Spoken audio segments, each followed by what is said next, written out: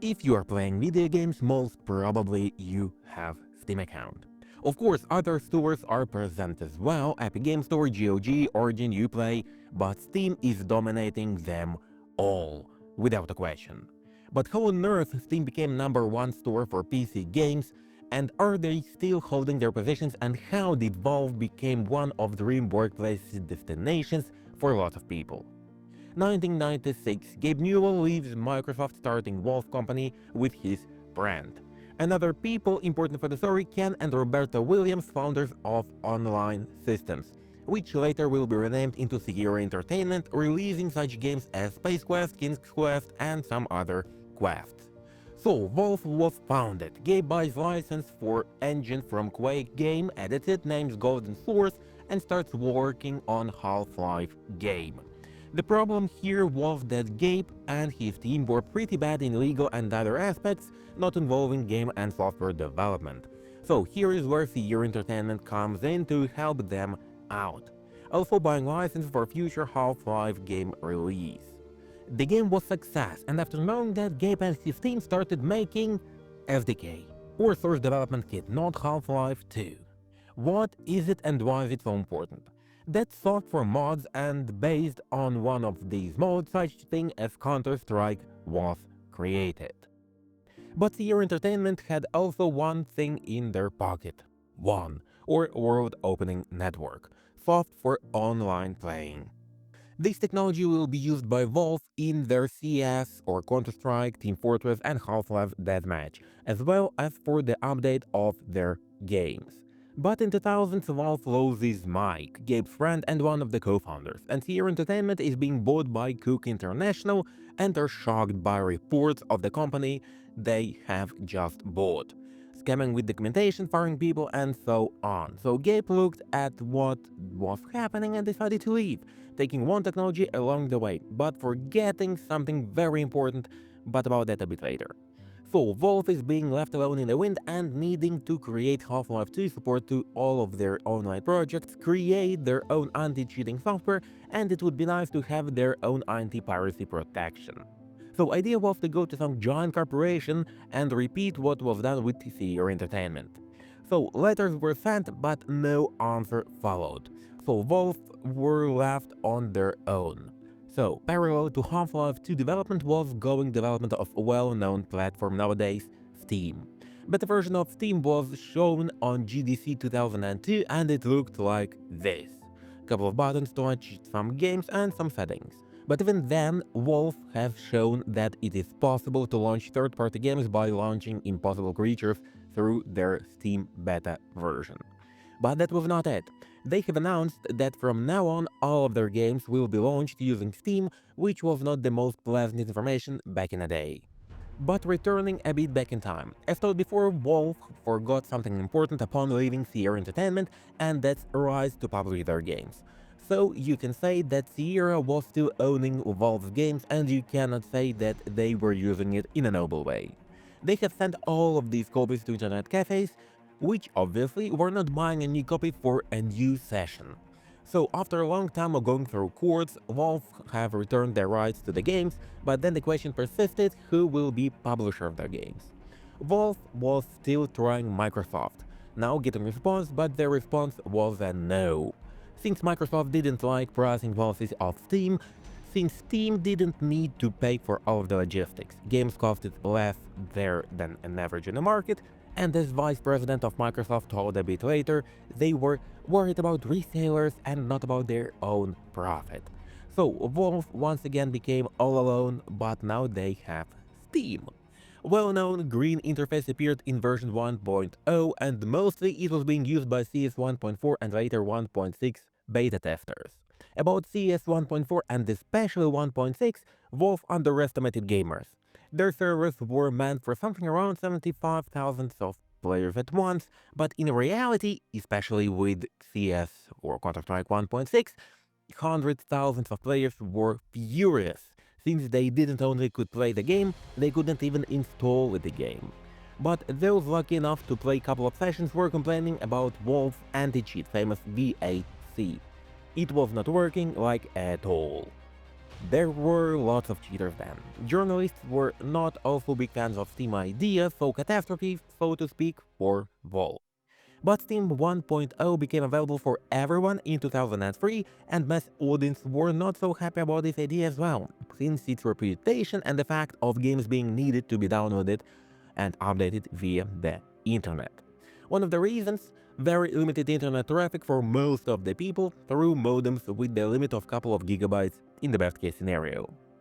So, typical gamer was using his available internet very cautiously, constantly, and now imagine need to download CS 1.6 update for 500 megabytes. Not so pleasant with no unlimited internet, but even though after first 4 days Steam got 500,000 users, which for that time was like a lot of people in under a week. Not so long before Half-Life 2 release, Valve shuts down one servers, so that meant that if you'd like to play any online game from Valve, you needed to use Steam.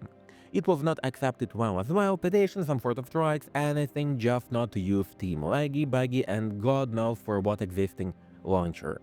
But Valve didn't care. Sure, some geniuses of their time have created sort of one servers for CS 1.5, but most of people started using Steam. Now finally everything was looking like success. Half-Life 2 released their own shop where you can buy any Valve game without necessity of physical copy, but that was 2004. Most of people still were used to using CDs to get the game. Buy a disc, install, play. DLC? Also on a disc. One thing was to download some patch for the game, but the whole game, that was too much. Of course, Half-Life 2 was selling in physical copies as well, but that limited audience and didn't help Gabe to add that audience to online purchase format. Another catastrophe was servers.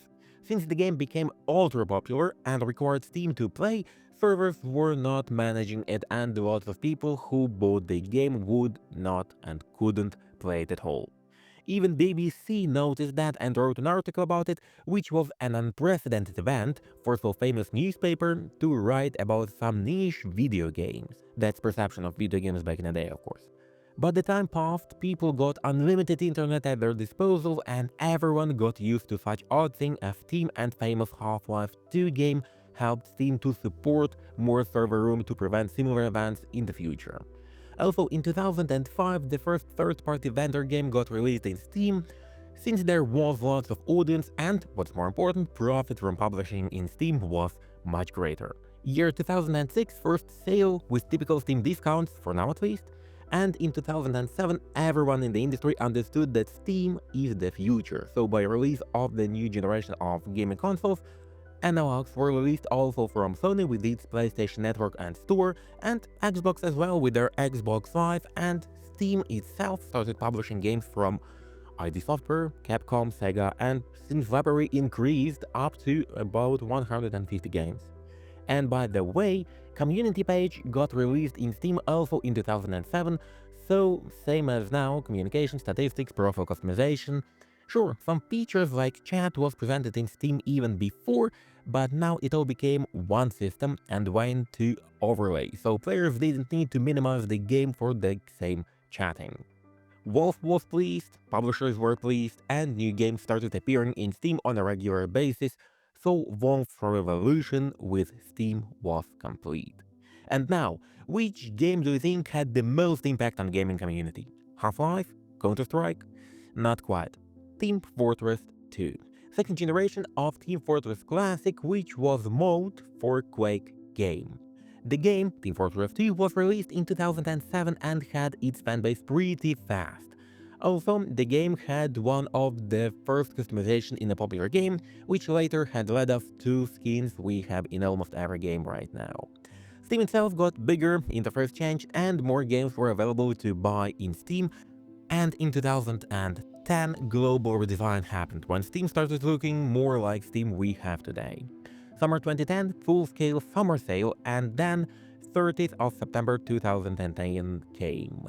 Team Fortress got an update adding in-game transactions, early version of trading, in-game only for now, and Steam got its wallet. So, first loot boxes and keys. That is the beginning of the decay in my opinion.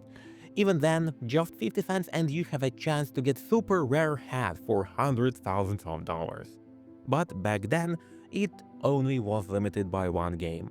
Later, Workshop was released adding option to create something of your own for Team Fortress. And after approving by moderation, you could be unique and start earning from it as well. Then options for Workshop and loot boxes became available for all of the developers and publishers for their games, and the first ones after Team Fortress 2 were Sparrow Knights and Portal 2. Do not know reasoning for Portal 2, but whatever. 2012, CSGO got released and a year later Arms Deal update with lots of skins for your guns. Same as in Team Fortress 2, some skins you could get by playing the game, but the most beautiful ones and rare ones you could only get from loot box, key for which costed only a couple of dollars. And this update makes Steam Marketplace and Workshop their own ecosystem. Steam even had some economy professor to help them make decent economy in Steam, and some people made lots of money from it. Just remember Dota 2 Courier for $38,000. So people understood that they could easily become Wall Street Wolf in the marketplace and in Workshop, no less than Picasso by creating something that potentially could get them money. And where's money, there also are scammers who'd like to get all of your inventory and then transfer it to real money. Wolf couldn't let it slide, and on one of the presentations they have presented two-factor authentication system, SteamGuard. Gabe has done it pretty dramatic by telling his username and password from the stage, offering to enter his account in order to test the system. Some people got saved by the system, but no system is idiot-proof. Lots of third-party roulettes appeared, and that offered you so-called chance to bet your inventory to win some ultra-rare skin for thousands of euro dollars. And after some time, lawsuit appeared to Wolf, which stated that inventory items are the same thing as casino chips. Wolf managed to dismiss the case, but it made Wolf send eviction notice, so-called, to top 40 roulette websites asking there to stop their activity. Did it help? Of course not. 40 letters against hundreds or even thousands of websites all around the internet doing one thing, trying to get money from scamming you. That's why Steam added block for trading new items for a couple of days. But sure, there were lots of next lawsuits to Wolf, but nothing major here to talk about. So that's how Wolf won the market by adding loot boxes to Team Fortress 2. And by the way, same battle passes also started with Wolf and Dota 2. And I know some of you will say that the first were Asians and their gacha games, but back then Genshin Impact was not the top one game in Western world, and Team Fortress was the thing that presented this system to Western audience. Well, the idea I wanted to get to you, Wolf were the best with community interaction. Same Team Fortress, Dota, Counter-Strike, Portal, all of these games were modes to the existing games, creators of which were hired by Wolf. Same trailers and videos for the games and about the games created using Force Filmmaker, as you could get Filmmaker for games based on Force Engine. If you are talking about some other studio, most probably these programs and technologies would be locked for internal use only. But Steam published it for free and also published decent guide for this software. So as you could get, Wolf is no ordinary company, releasing ultra popular game, ending it on a cliffhanger and releasing nothing for the next 13 years. And when releasing, not the third part, but spin-off about Alex, which was VR exclusive, and as a person who played this game, there is nothing right now on the market similar to the quality of Half-Life Alex. Same Steam Deck, Nintendo was dominating portables market, but Wolf released it and has set standard for the portables. And as fun as it may be, no one in my opinion has come close to Steam Deck quality, and perfectly balanced pretty much everything.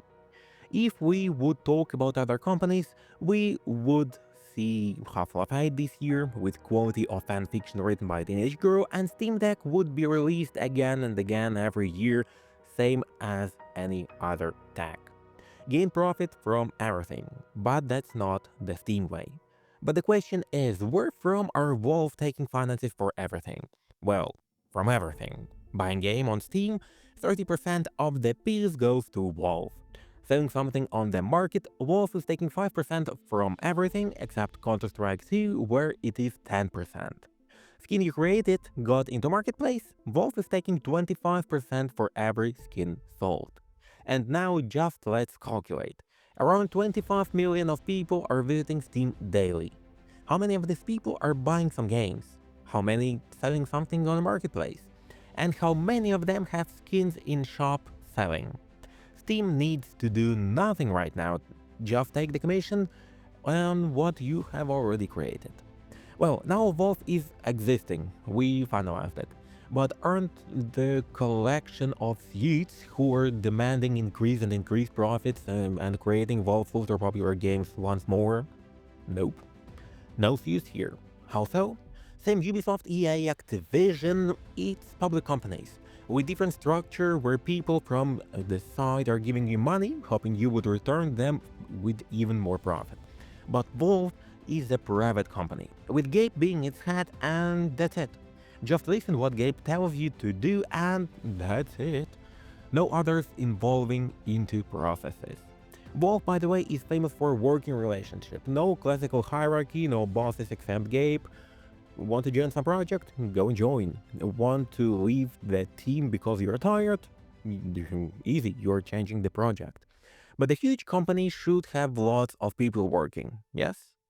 Kinda no, Valve got only something around 400 people. But not everything is so magical. Some people have certain privileges in the company of even firing without responsibility, since officially they are same workers as others. They're still fighting for bonuses as in any other company, when at the end of the year every worker should show what he has done that brought the company most profit. And who gets better profits gets some extra salaries as a bonus. But having an idea is not enough here as well. Your co-workers need to support your idea. You cannot do anything on your own. But as always, no pure good, no pure evil, there is also always something in between. But let's go to nowadays, with Steam's biggest enemy, Epic Games Store. Not so much to say here, but despite Steam dominating the market, some publishers didn't like paying so much to Valve for getting published on their platform. That's why this guy from profits from Fortnite decided to open his own store, where commission from buying the game was only 10%. But in order to get some audience, Epic Games created weekly games, let's name it donation, when you can get games for free, and not just some indie games, but also huge AAA titles like GTA 5, Death Stranding, Control, and so on. But Epics aren't sinless as well. Just remember their exclusive policy when the Metro Exodus game disappeared from Steam couple of weeks before its release, just to be an Epic Games exclusive for a year or so. But now Epic Games Store is still alive, competing with Steam and Valve. Battle which they most probably will not win, but because of which Steam will be great for a longer period of time. Are Valve and Steam perfect? Hell no. They make mistakes, ignore some aspects in their most popular games like Counter-Strike or Dota. They can create Catastrophe, a Steam controller, and then ultra successful Steam Deck. They can ignore number 3, but lots of people will be still playing their games like the same Team Fortress 2. They can decide to show the industry how truly VR game should look like, and they succeed in it, even though VR headset has like something around 3 people in the world. Valve is company of absurd, nothing average or mediocre, either something amazing or a total failure. Valve is not afraid to experiment because of parachute called Steam, and because they are experimenting level when people cannot live without Steam persists for more than a decade.